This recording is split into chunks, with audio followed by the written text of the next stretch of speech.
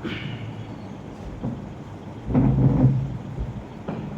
الحمد لله نحمده ونستعينه ونستغفره ونعوذ بالله من شرور أنفسنا ومن سيئات أعمالنا من يهد الله فلا مضل له ومن يضلل فلا هادي له وأشهد أن لا إله إلا الله وحده لا شريك له وأشهد أن محمدا عبده ورسوله اللهم صل على محمد وعلى آل محمد كما صليت على إبراهيم وعلى آل إبراهيم إنك حميد مجيد اللهم بارك على محمد وعلى آل محمد كما باركت على إبراهيم وعلى آل إبراهيم إنك حميد مجيد أما بعد فإن خير الكلام كلام الله وأحسن الهدي هدي محمد صلى الله عليه وسلم وشر الأمور محدثاتها وكل محدثة بدعة وكل بدعة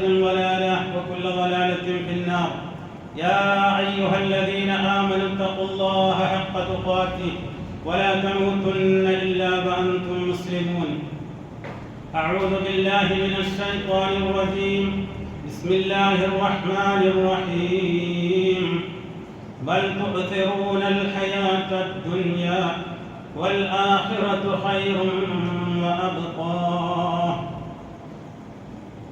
ആദരവുള്ള സത്യവിശ്വാസികളെ വിശ്വാസിനികൾ ജീവിതത്തിൻ്റെ എല്ലാ അവസരങ്ങളിലും അല്ലാഹു റബ്ബുൽ ഇസ്സത്തിന്റെ വിധിവിലക്കുകൾ പാലിച്ച് മുത്തഖീങ്ങളായി സൂക്ഷ്മതയുള്ളവരായി ജീവിക്കണമേ എന്ന് എന്നോടും നിങ്ങളോടും ഉണർത്തുന്നു. തഖ്വ കൊണ്ട് വസിയത്ത് ചെയ്യുന്നു.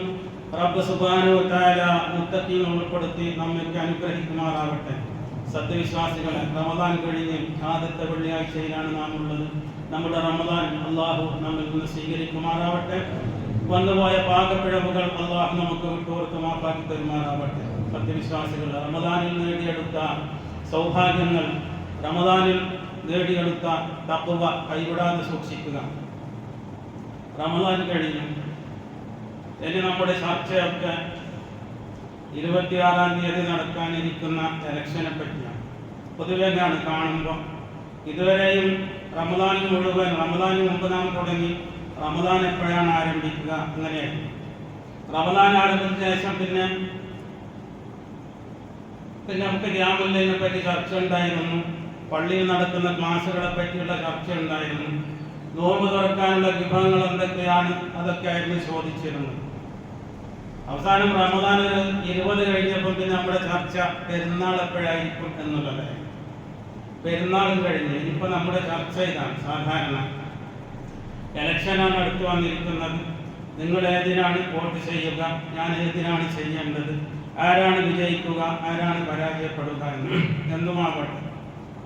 തെരഞ്ഞെടുപ്പിന്റെ ചൂടിലാണ് നാടും നഗരവും ഒക്കെ. നാടിനും സമൂഹത്തിനും ഉപകരിക്കുന്ന നീതിബോധമുള്ളവരെ തിരഞ്ഞെടുക്കുവാൻ വേണ്ടി നാം ശ്രമിക്കുക. നമ്മുടെ വ്യക്തിപരമായ കാര്യങ്ങളെക്കാൾ, ലാഭനഷ്ടങ്ങളെക്കാൾ സമൂഹത്തിൻ്റെ ലാഭനഷ്ടങ്ങൾ വിലയിരുത്തി അതിനുവേണ്ടി നാം പ്രയത്നിക്കുക, പ്രവർത്തിക്കുക. നമ്മുടെ പൗരാവകാശം നിലനിർത്തുവാൻ വേണ്ടി ആയിരിക്കണം അത്. നാം ഈ നാട്ടിൽ ജീവിക്കണോ വേണ്ടയോ എന്നൊക്കെ തീരുമാനിക്കാനുള്ള അവസരം കൂടിയാണ്. അതോടൊപ്പം തന്നെ വിശ്വാസിക്ക്, നമ്മളൊരു മുഅ്മിനീങ്ങളാണ്, മുഅ്മിനുകളാണ്, സത്യവിശ്വാസികളാണ്. വിശ്വാസികൾക്ക് നേരിടേണ്ടി വരുന്ന വലിയൊരു തെരഞ്ഞെടുപ്പുണ്ട്.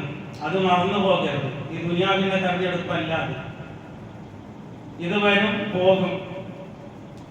പലരും പല വാഗ്ദാനങ്ങളും നമ്മളോട് നൽകും. അസമയത്ത് നമ്മുടെ ഫോൺ അതിങ്ങനെ ബെല്ലടിക്കുകയാണ്.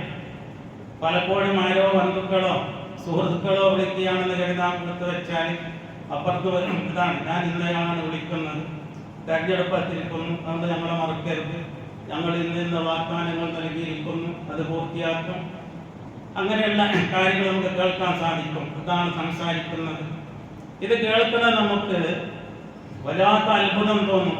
മുഖ്യമന്ത്രി എന്നോട് സംസാരിച്ചു, അല്ലെങ്കിൽ ഉപമുഖ്യമന്ത്രി എന്നോട് സംസാരിച്ചു, അല്ലെങ്കിൽ ഇന്ന് ദേശീയ പാർട്ടിയുടെ അധ്യക്ഷൻ എന്നോട് സംസാരിച്ചു. സാധാരണ ആളുകൾക്ക് വല്ലാത്തൊരു അത്ഭുതമാണ്. എന്നെ നേരിട്ട് വിളിച്ചിരുന്നു, ഞാൻ പറഞ്ഞിരുന്നു. എന്നാൽ അള്ളാഹു നമ്മോട് പലതും സംസാരിച്ചിട്ടുണ്ട്. ലോകരക്ഷിതാവായ അള്ളാഹു നാം പെരുന്നാളിന് അല്ലാഹു അക്ബർ പറഞ്ഞില്ലേ? എല്ലാ നിസ്കാരത്തിന്റെ ആദ്യത്തിലും അല്ലാഹു അക്ബർ പറഞ്ഞില്ലേ? ഏറ്റവും മഹാനായ അല്ലാഹു പല വാഗ്ദാനങ്ങളും നമ്മോട് ചെയ്തിരുന്നു, പലതും നമ്മോട് കൽപ്പിച്ചിരുന്നു, പലതും നമ്മോട് വിരോധിച്ചിരുന്നു. ഏറ്റവും മഹാനായ അല്ലാഹു, അതിനെപ്പറ്റി നമുക്ക് ചർച്ചയില്ല. വരുമ്പോൾ നമ്മുടെ ചർച്ച എന്താണ്? ഇന്ന് രാവിലെ എനിക്ക് ഫോൺ കോൾ വന്നിരുന്നു, മുഖ്യമന്ത്രി നേരിട്ടാണ് സംസാരിച്ചത്. സാധാരണക്കാരായ ആളുകൾ പ്രത്യേകം സ്ത്രീകൾ വല്ലാത്ത അത്ഭുതത്തിലാണ്. എന്റെ നമ്പർ എങ്ങനെയാണ് കിട്ടിയത്? ഭയങ്കര അത്ഭുതമാണ്. എന്നാൽ നമ്മെ ശരിക്കറിയാവുന്ന അല്ലാഹു നമ്മോട് യാ അയ്യുഹല്ലദീന ആമനൂ യാ അയ്യുഹന്നാസ് എന്നൊക്കെ പറഞ്ഞ് കുറേ കാര്യങ്ങൾ സംസാരിച്ചിട്ടുണ്ട്. അതിനെപ്പറ്റി നാം ബോധവാന്മാരല്ല. അതാണ് നമ്മുടെ തെരഞ്ഞെടുപ്പ്. ഏത് നാം തെരഞ്ഞെടുക്കണം? നമ്മുടെ മുമ്പിൽ പല കാര്യങ്ങൾ വരും. ഹറാമുണ്ട്, ഹലാലുണ്ട്. നാം ഏത് തെരഞ്ഞെടുക്കണം? ഒരേ സമയത്ത് നമ്മുടെ മുമ്പിൽ രണ്ട് കാര്യമുണ്ട്, നിസ്കാരമുണ്ട്, കളിയുണ്ട്. ഒരേ സമയത്താണ് രണ്ടും. ഏത് തെരഞ്ഞെടുക്കണം? രണ്ട് വാണിയങ്ങളുണ്ട്, ഒന്ന് ഹറാമാണ്, ഒന്ന് ഹലാലാണ്. ഏതാണ് തെരഞ്ഞെടുക്കേണ്ടത്? അവിടെയാണ് ശരിക്കുള്ള തെരഞ്ഞെടുപ്പ് നൽകുന്നത്. അല്ലാഹു സുബ്ഹാനഹു വ തആല നമ്മോട് പറഞ്ഞു, രണ്ട് വഴികൾ നാം നിങ്ങൾക്ക് കാണിച്ചു തന്നിരിക്കുന്നു. ഇന്നാ ഹദൈനാഹു സബീല ഇമ്മാ ശാകിറൻ വ ഇമ്മാ കഫൂറ. ഒന്നുകിൽ നിങ്ങൾ ശുക്റുള്ളവരാവുക, അല്ലെങ്കിൽ നന്ദിയില്ലാത്തവരാവുക. ഏത് തെരഞ്ഞെടുക്കണം നമ്മൾ? അല്ലാഹു നമുക്ക് ഒരുപാട് കൽപ്പനകൾ നൽകി. നാം അല്ലാഹുവിന്റെ പാഠത്തിലാകണം, അല്ല അല്ലാഹുവിനെ ധിക്കരിച്ചുകൊണ്ട് മഅസിയത്തിലാകണം. എന്ത് തെരഞ്ഞെടുക്കണം? ഈ തെരഞ്ഞെടുപ്പാണ് നമുക്ക് ഏറ്റവും പ്രധാനപ്പെട്ടത്. ദുര്യാഗ തെരഞ്ഞെടുപ്പുകൾ വരും പോകും, അത് നാം ഗൗരവപൂർവ്വം കണക്കിലെടുക്കണം. അതിനേക്കാൾ കൂടുതൽ വിശ്വാസിക്ക് നേരിടേണ്ടി വരുന്ന ഈ വലിയൊരു തെരഞ്ഞെടുപ്പാണ്. ദുനിയാവ് വേണോ, ആഖിറം വേണോ? എവിടെയാണ് നിങ്ങൾക്ക് സുഖ സൗകര്യങ്ങൾ വേണ്ടത്? അല്ലാഹു ചോദിക്കുന്നത് നമ്മൾ. അതിന് പല ആളുകളുടെയും ഉത്തരം അല്ലാഹു തന്നെ പറയുന്നു, ബൽ തുഅ്തിറൂനൽ ഹയാത്തദ് ദുനിയാ. പക്ഷേ നിങ്ങൾ ഐഹിക ജീവിതത്തിന് കൂടുതൽ പ്രാധാന്യം നൽകുന്നു. സൂറത്തുൽ അഹ്ലായിലൂടെ അല്ലാഹു നമ്മെ പഠിപ്പിക്കുന്നുണ്ട്. ദുനിയാവും ആഖിറവും അതിൽ പറയുന്നുണ്ട്. ثم لا يموت فيها ولا يحيا قد أفلح من تزكى وذكر اسم ربه فصلى. അല്ലാഹുവിനെ ദിക്ർ ചെയ്യുവാനും വിജയിക്കുവാനുള്ള മാർഗങ്ങളും ആത്മസംസ്കരണത്തിലുള്ള മാർഗങ്ങളും ഒക്കെ അല്ലാഹു പഠിപ്പിക്കുന്നുണ്ട്. അല്ലാഹുവാണ് പറയുന്നത്. നാളെ രാജിവെക്കാൻ സാധ്യതയുള്ള, സ്ഥാനം നഷ്ടപ്പെടാൻ സാധ്യതയുള്ള ഏതൊരു മന്ത്രി പറയുന്നതല്ല. മാലിക്കുൽ മുലൂക്കാണ്, മാലിക് യൗമിദ്ദീനാണ്. വാക്കുകളിൽ കണിശതയുള്ളയാളാണ്, വാക്ക് തെറ്റിക്കാത്ത ആളാണ് അല്ലാഹു. അല്ലാഹു എന്താണ് പറഞ്ഞത് നടക്കും. മാ യുബദ്ദലു ഖൗലു ലദയ്യ വമാ അന ബിളല്ലാമിൽ അലീം. എൻ്റെ വാക്കുകൾക്ക് മാറ്റം വരുത്തലില്ല എന്ന് അല്ലാഹു പറയുന്നു.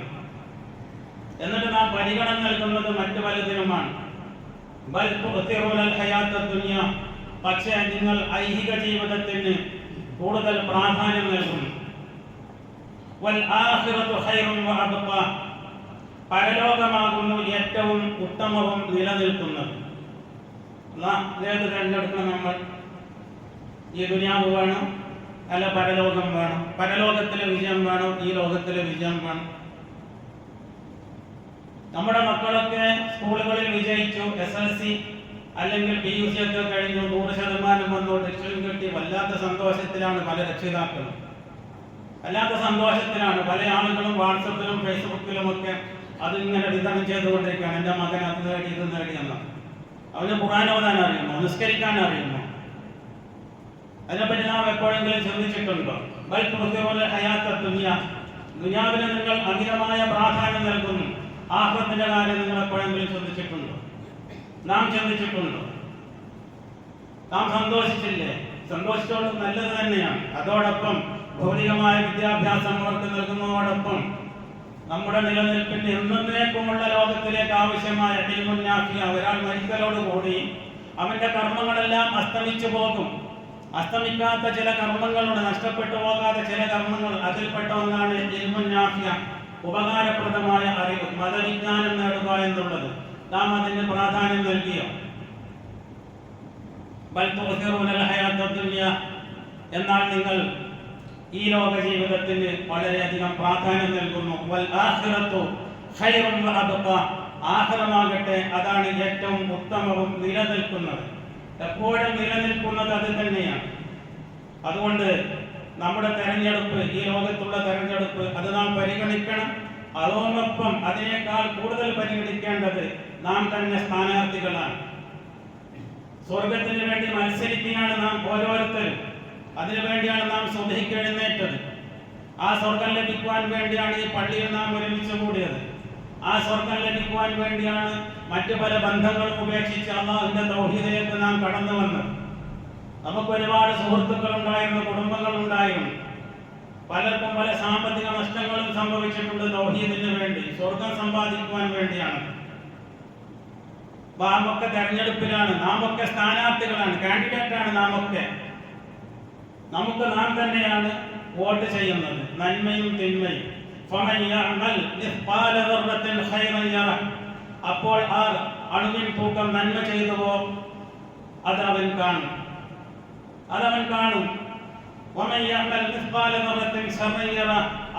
അണുവിൻ തൂക്കം തിന്മ ചെയ്യുന്നുവോ അതും അവൻ കാണും. ദുനിയാവിലെ തെരഞ്ഞെടുപ്പ് അത് വിജയിച്ചു കഴിഞ്ഞാൽ അവൻ MLA ആകാം, MP ആകാം, മന്ത്രിയാകാം, മറ്റു പലതുമാകാം. എന്നാൽ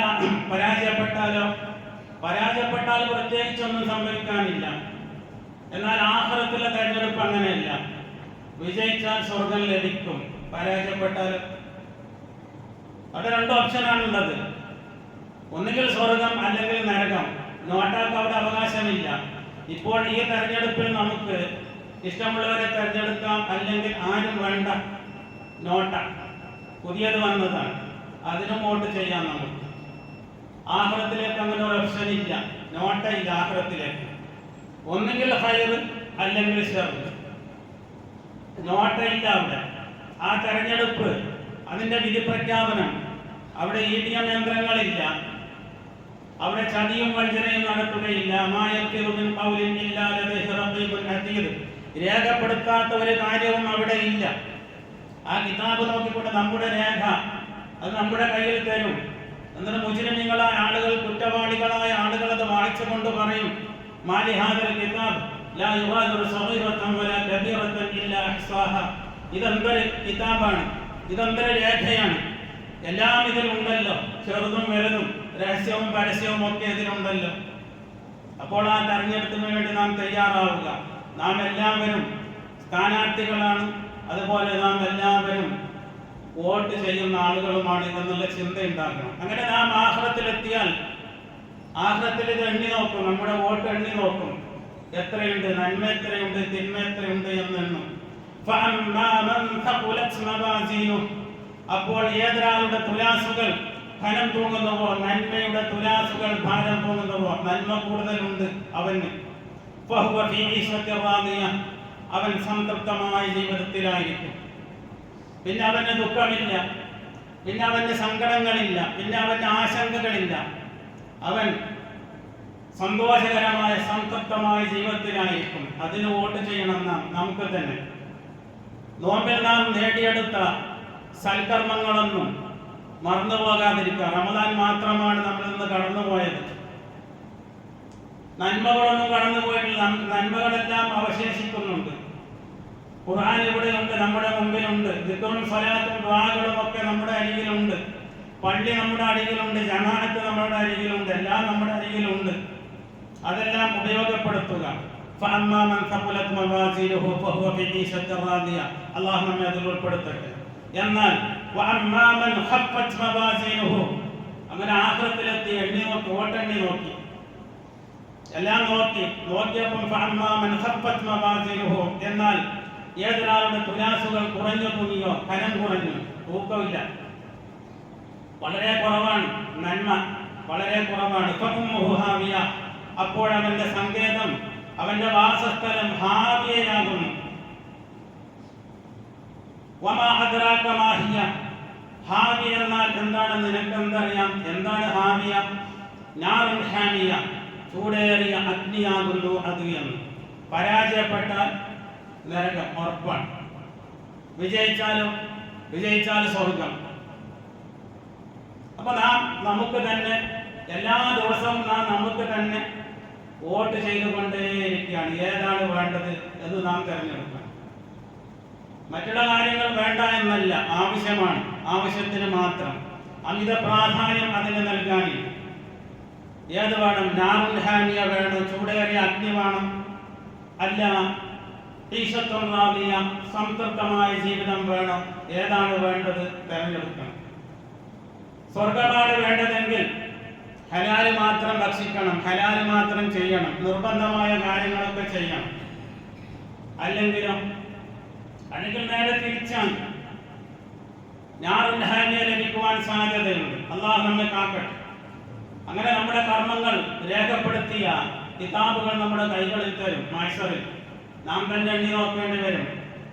അത് യന്ത്ര തകരാറാണ്, അത് ഉദ്യോഗസ്ഥന്മാർ പറ്റിച്ചതാണ്, തോപ്പിച്ചതാണ് എന്ന് പറയാനൊന്നും കാര്യമില്ല. കാരണം മലക്കുകളാണ് എല്ലാം രേഖപ്പെടുത്തി വെച്ചത്.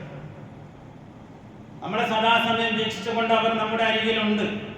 നമ്മുടെ നന്മത്തിന്മകൾ അവർ രേഖപ്പെടുത്തി വെക്കുന്നുണ്ട്, അണിവിടെ തെറ്റാതെ. നാം ഒരു വാക്കും സംസാരിക്കുന്നില്ല അവരറിയാതെ.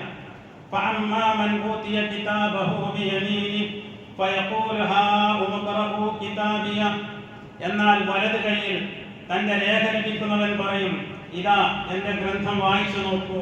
നമ്മുടെ മക്കൾ നമ്മോട് പറഞ്ഞില്ലേ, റിസൾട്ട് നോക്കി വന്നിട്ട്, പാപ്പ ഇതാ എന്താ റിസൾട്ട്, എനിക്ക് ഡിസ്റ്റിങ്ഷൻ ഉണ്ട്, ഫസ്റ്റ് ക്ലാസ് ഉണ്ട് എന്ന് സന്തോഷത്തോടുകൂടി പറഞ്ഞില്ലേ. അതുപോലെ മഹ്ശറിൽ നമ്മുടെ കർമ്മരേഖകൾ വായിച്ച് നാം സംതൃപ്തരായാൽ മറ്റുള്ളവർക്ക് കാണിച്ചു കൊടുക്കും, ഇതാ എന്റെ കർമ്മരേഖ. ഇന്നി വലന്തു അന്നി മുലാഖിൻ ഹിസാബിയ, തീർച്ചയായും ഞാൻ വിചാരിച്ചിരുന്നു ഞാൻ എന്റെ വിചാരണയെ നേരിടേണ്ടി വരുമെന്ന്, ഇങ്ങനെ ഒരു പരീക്ഷ ഉണ്ടാകുമെന്ന് എനിക്ക് മുമ്പേ അറിയാമായിരുന്നു, അതിന് ഞാൻ ഒരുങ്ങി വന്നതായിരുന്നു. അവൻ പറയും, അവൻ സംതൃപ്തമായ ജീവിതത്തിലായിരിക്കും, ഉന്നതങ്ങളായ സ്വർഗത്തിലുമായിരിക്കും. എന്നാൽ മറ്റൊരു കൂട്ടരുണ്ട്, ഇടത് കൈയിൽ കിതാബ് ലഭിക്കുന്ന ആളുകൾ, ഇടത് കൈയിൽ കിതാബ് ലഭിക്കുന്ന ആളുകൾ, അവൻ പറയും, യാ ലൈതനി, എന്റെ നാശമേ, ലം ഊത കിതാബിയ, ഈ കിതാബ് ഇല്ലായിരുന്നുവെങ്കിൽ, കിട്ടിയില്ലായിരുന്നുവെങ്കിൽ, ഈ റിസൾട്ട് പ്രസിദ്ധീകരിച്ചില്ലായിരുന്നുവെങ്കിൽ എന്നവൻ ആശിച്ചു പോകും. അവിടെ വലം അദ്രി മാ ഹിസാബിയ, എന്റെ വിചാരണ എന്താണെന്ന് ഞാൻ അറിയാതിരുന്നുവെങ്കിൽ, ഈ പരീക്ഷ നടക്കാതിരുന്നുവെങ്കിൽ, ഈ പരീക്ഷയുടെ റിസൾട്ട് വരാതിരുന്നുവെങ്കിൽ എന്നവൻ അവിടെ വിലപിക്കും. യാ ലൈതഹാ കാനത്തുൽ ഖാദിയ, മരണത്തോടു കൂടി എല്ലാം തീർന്നു പോയിരുന്നുവെങ്കിൽ എത്ര നന്നായിരുന്നേനെ എന്നവൻ അവിടെ വിലപിക്കും. അതാണ് യഥാർത്ഥ തെരഞ്ഞെടുപ്പ്. അതിനുവേണ്ടി നാം തയ്യാറാവുക. ആഖിറത്തിൽ നാം പരാജയപ്പെട്ടാൽ പിന്നെ ആരും നമ്മെ സഹായിക്കാനില്ല. ഇവിടെ ഒരു പരീക്ഷയിൽ പരാജയപ്പെട്ടാൽ നമുക്ക് വീണ്ടും എഴുതുവാൻ അവസരങ്ങളുണ്ട്. SLCയിൽ ഒരാൾ പരാജയപ്പെട്ടു പോയി, വീണ്ടും എഴുതുവാനും വിജയിക്കുവാനും അവസരമുണ്ട്. PUCയിൽ ഒരാൾ പരാജയപ്പെട്ടു പോയി, മറ്റു വല്ല ഡിഗ്രികളിലും ആരെങ്കിലും പരാജയപ്പെട്ടു പോയി, വീണ്ടും എഴുതുവാനും വിജയിക്കുവാനും ധാരാളം അവസരങ്ങൾ വന്നുകൊണ്ടേയിരിക്കും. ആഖിറത്തിലെ പരീക്ഷണത്തിൽ പരാജയപ്പെട്ടാൽ അവൻ പറഞ്ഞു നോക്കും, എനിക്കൊരു അവസരം കൂടി തരൂ, ഞാനത് തിരിച്ചു പോകട്ടെ, ഞാൻ ഒഴിവാക്കി വന്ന സൽക്കർമ്മങ്ങൾ ചെയ്യാം. റബ്ബി ലൗലാ അഖർതനി ഇലാ അജലിൻ ഖരീബിൻ ഫഅസ്സദഖ വഅകും മിനസ് സാലിഹീൻ, ഞാൻ സാലിഹ്യങ്ങളിൽ പെട്ടുകൊള്ളാം, അതിനുവേണ്ടി ശ്രമിക്കാം. റബ്ബി ഇർജിഊൻ, എന്റെ റബ്ബേ എന്നെ ഒന്ന് തിരിച്ചയക്കൂ എന്നെല്ലാം അവൻ പറയും. പക്ഷേ നടക്കുകയില്ല. അതുകൊണ്ട് നാം ജാഗ്രതരാകണം. ഒരിക്കലും തിരുത്താൻ ഇലക്ഷന് നിന്നു, MP സീറ്റ് നിന്നു, ഈ വർഷം പരാജയപ്പെട്ടു, ഇതൊരു MP സീറ്റ് ഇലക്ഷൻ വരികയാണെങ്കിൽ അവന് വീണ്ടും മത്സരിക്കാനുള്ള അവസരമുണ്ട്, നമുക്ക് വോട്ട് ചെയ്യാനുള്ള അവസരമുണ്ട്. ജീവനോടെ ഉണ്ടെങ്കിൽ ആഖിറത്തിൽ പോയാൽ അവിടെ വീണ്ടും അങ്ങനെ ഒരു അവസരമില്ല. എന്റെ അധികാരം ഇതാ നഷ്ടപ്പെട്ടു പോയിരിക്കുന്നു എന്ന് അവന് വിലപിക്കും. ഞാൻ ദുനിയാവിൽ എന്തോ എന്ന് കരുതിയതാണ്, ഞാൻ എന്തൊക്കെയാണ് എന്ന് ഞാൻ കരുതിയാണ്.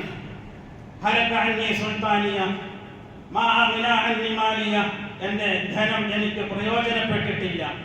ധനത്തിന് വേണ്ടിയാണ് നാം ഒക്കെ ചെയ്തത്, പക്ഷേ അതെനിക്ക് ഉപകരിച്ചില്ല. എന്റെ അധികാരം എന്നിൽ നിന്ന് നഷ്ടപ്പെട്ടു പോയി. അന്ന് ആർക്കും അധികാരമില്ല, അള്ളാഹുവിന് മാത്രമാണ് അധികാരം. മാലിക് യൗമിദ്ദീൻ, എല്ലാ നമസ്കാരത്തും നാം പറയുന്നതാണ്. മാലിക് യൗമിദ്ദീൻ, പ്രതിഫല ദിവസത്തിന്റെ അധികാരമുള്ളവൻ, അതിന്റെ ഉടമസ്ഥൻ എന്ന് നാം പറഞ്ഞത് അതിനാണ്. വെറുതെ ഓടിപ്പോകാനുള്ളതല്ല. അന്ന് വേറെ ആർക്കും ഒരധികാരവുമില്ല. അള്ളാഹുവിന്റെ മുമ്പിൽ എല്ലാവരും പഞ്ചപുച്ഛമടക്കി ശിരസ് താഴ്ത്തി പിടിച്ചുകൊണ്ട് നിൽക്കേണ്ടി വരും. ആർക്കും തല ഉയർത്തി നോക്കുവാനുള്ള ധൈര്യം പോലും ഉണ്ടാവുകയില്ല. ആ അവസരത്തിൽ നാം പരാജയപ്പെട്ടു പോകാതിരിക്കുവാൻ നാം നമുക്ക് തന്നെ ഹൈറാകുന്ന വോട്ടുകൾ ചെയ്ത് നാം തന്നെ വിജയിപ്പിക്കണം. മറ്റൊരാൾ അത് വരില്ല നമ്മളെ വിജയിപ്പിക്കുവാൻ. മറ്റൊരാൾ ചെയ്ത സൽക്കർമ്മങ്ങൾ നമ്മുടെ രേഖയിൽ ഉണ്ടാവുകയില്ല. നാം ചെയ്ത നന്മകൾ, നാം ചെയ്ത തിന്മകൾ അതൊക്കെ നമ്മുടെ രേഖയിൽ ഉണ്ടാകും. എന്റെ സ്വത്ത് എനിക്ക് ഉപകരിച്ചില്ല എന്നവൻ അവിടെ വിലപിക്കും. അള്ളാഹു പറയും മലക്കളോട് അവനെ പിടിച്ച് ബന്ധനസ്ഥനാക്കും, ചെങ്ങലക്കിട അവനെ പിടിച്ച് കെട്ടി. പിന്നെ അവനെ നരകത്തിലേക്ക്, ജ്വലിക്കുന്ന നരകാഗ്നിയിലേക്ക് വലിച്ചെറിയൂ എന്ന് അള്ളാഹു പറയും. നാം തെരഞ്ഞെടുക്കുവാണ്. മറ്റുള്ളവരെ തെരഞ്ഞെടുക്കുന്നതിനേക്കാൾ നാം കൂടുതൽ നാം എന്ത് തെരഞ്ഞെടുക്കണമെന്ന് ചിന്തിക്കുക. എന്താ വേണ്ടത്? നമുക്ക് സ്വർഗം വേണം. നമ്മുടെ റിപ്പോർട്ട് കാണുമ്പോൾ, നമ്മുടെ വോട്ടെണ്ണി കഴിയുമ്പോൾ സന്തോഷത്തോടെ മറ്റുള്ളവരെ വിളിച്ചുകൊണ്ട് ഇതാ വരൂ, എന്റെ കിതാബ് നോക്കൂ, ഞാൻ വിജയിച്ചിരിക്കുന്നു എന്ന് പറയാൻ സാധിക്കണം. അതല്ല ഈ കിതാബ് വായിച്ചുകൊണ്ട്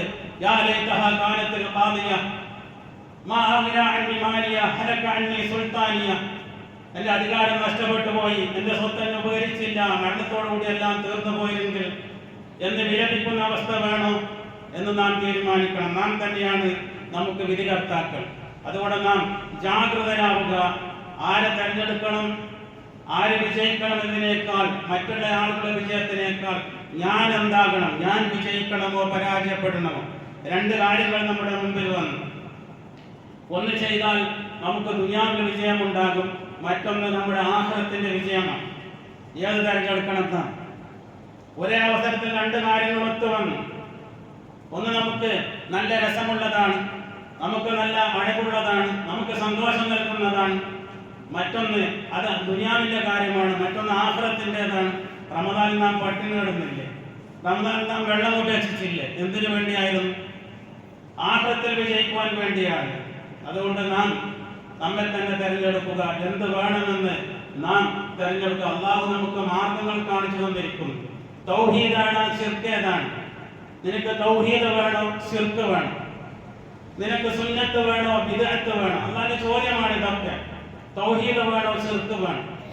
അള്ളാഹുവിന്റെ അനുഗ്രഹത്താൽ നാം തൗഹീദ് തെരഞ്ഞെടുത്തവരാണ്. അതിൽ നിലനിൽക്കുവാൻ വേണ്ടി നാം പ്രയത്നിച്ചു കൊണ്ടേയിരിക്കണം. നിനക്ക് ബിദ്അത്ത് വേണോ, അല്ല സുന്നത്ത് വേണം?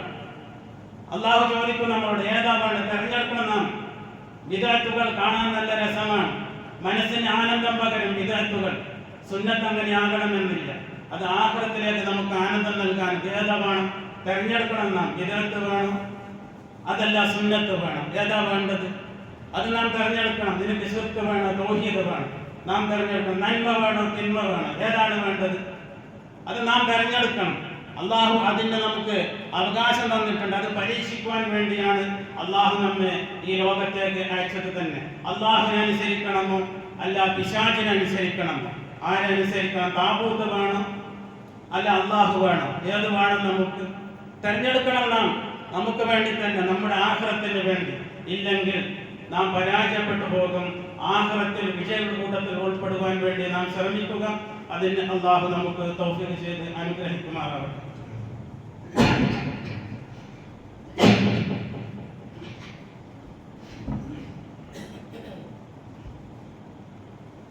അൽഹംദുലില്ലാഹി റബ്ബിൽ ആലമീൻ.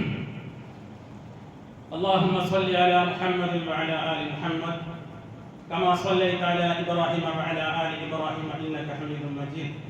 اللهم بارك على محمد وعلى آل محمد كما باركت على إبراهيم وعلى آل إبراهيم إنك حميد مجيد. يا أيها الذين آمنوا اتقوا الله حق تقاته ولا تموتن إلا وأنتم مسلمون. فقال النبي صلى الله عليه وسلم أحب البلاد إلى الله مساجدها وأبغض البلاد إلى الله أسواقها. ഒരിക്കൽ കൂടി അള്ളാഹുവിനെ തഖ്വ ചെയ്ത് ജീവിക്കണമെന്ന് ഉപദേശിക്കുന്നു, തഖ്വ കൊണ്ട് വസിയത്ത് ചെയ്യുന്നു. നാട്ടിൽ, ഒരു രാജ്യത്ത് അള്ളാഹുവിന് ഏറ്റവും ഇഷ്ടമുള്ളത് പള്ളികളാണ്. അള്ളാഹുവിന് ഏറ്റവും കോപമുള്ളത്, വെറുപ്പുള്ളത് അങ്ങാടികളാണ്. ഏത് വേണം? നമ്മൾ തിരഞ്ഞെടുക്കണം. നമ്മുടെ ഒഴിവ് സമയങ്ങൾ പള്ളിയിൽ ചെലവഴിക്കണം.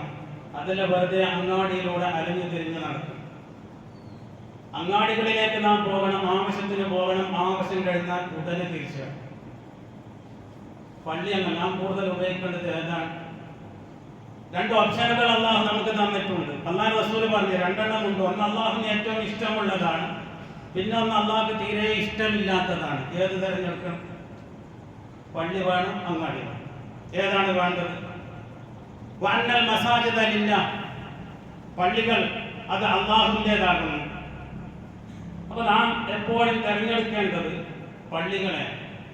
റമദാൻ കഴിയുന്നതോടുകൂടി പള്ളിയെ വിസ്മരിക്കരുതെന്ന്, അവസാനം വരിക ആദ്യം ഓടിപ്പോവുക എന്നുള്ള നിലയിലാകെ പള്ളിയിലേക്ക് വന്നു കഴിഞ്ഞാൽ, പണ്ട് പള്ളി ദർശകളിൽ ഓതുന്ന 10 കിതാബ് എന്ന കിതാബുണ്ട്.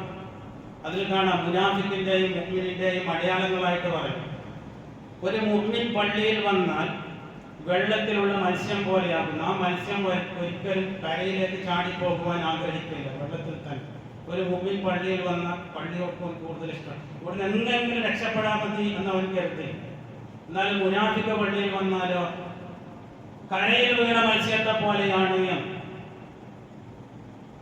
തന്നീന്ന് പുറത്തു വന്ന ഒരു മത്സ്യം അതെങ്ങനെയൊക്കെ ഉണ്ട്, വെള്ളത്തിലേക്ക് മത്സരം എന്നതുപോലെ അവസാനം വരിക ആദ്യം ഓടിപ്പോകും.